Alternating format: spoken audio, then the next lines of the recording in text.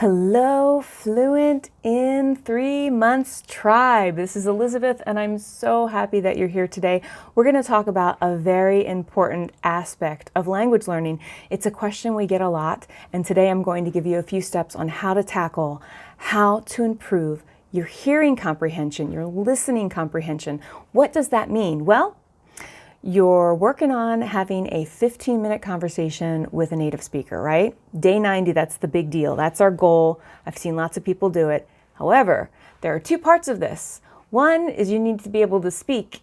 The second is you need to be able to understand what is said to you. I remember when I first learned French, I had all of these fabulous sentences. I've only been learning French for 2 months. I visited such and such amount of times. I like this about the language. And I would say these sentences because I'd said them many times. I'd practiced them many times. And my native French friends who were native speakers would be like, well, oh, you speak so well for 2 months. And then they'd take off and they would start speaking to me at an incredible speed. And I wouldn't understand anything they were saying. It would just be like, oh, that's okay. Yeah, oh, thank you. I don't know what you're saying. So I don't want that to happen to you. I want you to be able to understand when native speakers speak to you. And there are 2 ways that you can go about doing this. 2 ways. And those 2 ways are passive listening, passive practice, and active practice. We're going to talk about passive first because, well, passive listening is near and dear to my heart. I do it a lot, and it changed the way that I language learn.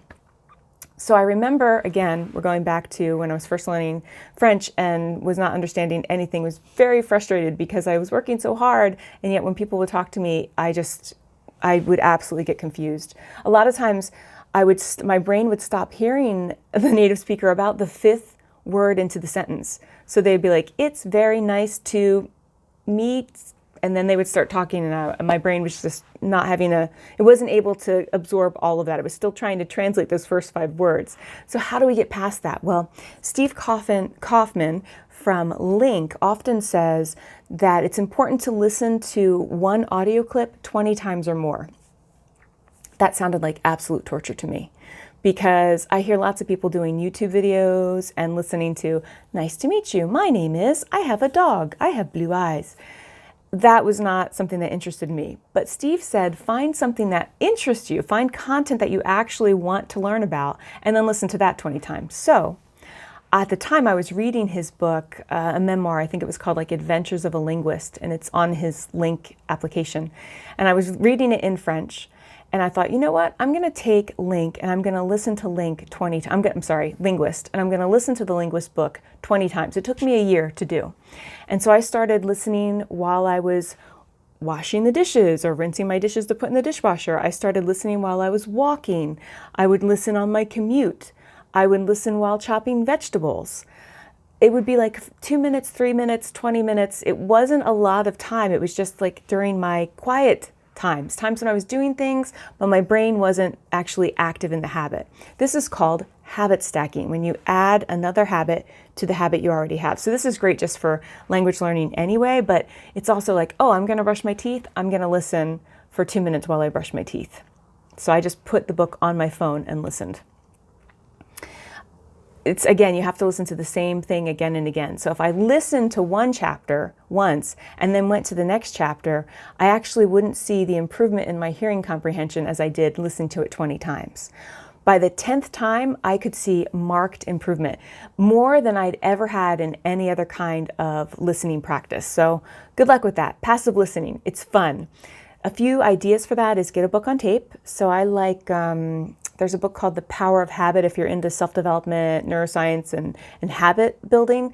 I believe that's in Spanish. That's available in Spanish and French and probably some other languages. You could also do podcasts that are in your target language. If you find a podcast that you really like there's one in French called Change Ma Vie.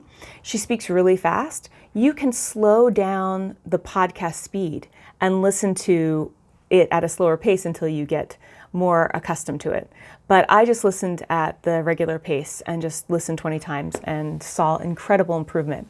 The second type of listening practice is active listening.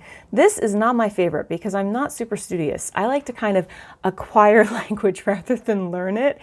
I will sit down and do grammar exercises. I will sit down and learn stuff, but only on my terms, only when I want to. So active listening, I don't do as much, and I've been okay. But if you want to go a little deeper, active listening is the way to do it. Here are some ways to do that. You can transcribe small texts from small videos. So you watch a 30-second video and you write down what you heard, and then you go back and check it. Another thing you can do is watch a TV show and then summarize what you heard in the TV show. That's always useful. One way that I like to do it, which is kind of tricky, it's being tricky, like no one knows I'm actually doing hearing comprehension, is I will ask my language exchange partner a question that, like a story that they told me a while ago that I want to hear again, or a new story. So I might say something like, what was your favorite thing to do when you were younger? What was your favorite game? And then my language exchange partner will explain their favorite game, and then I will ask questions about that game. So it might be something like, oh my gosh, did your brother make those wooden cars, or did you make those wooden cars? And so if I understood the story correctly, if I listened well, then I will actually be able to, it's like, that's my quiz, right? My questions will make sense.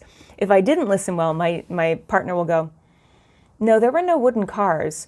We made wooden tables. And oh, okay, that's the word for table. Okay.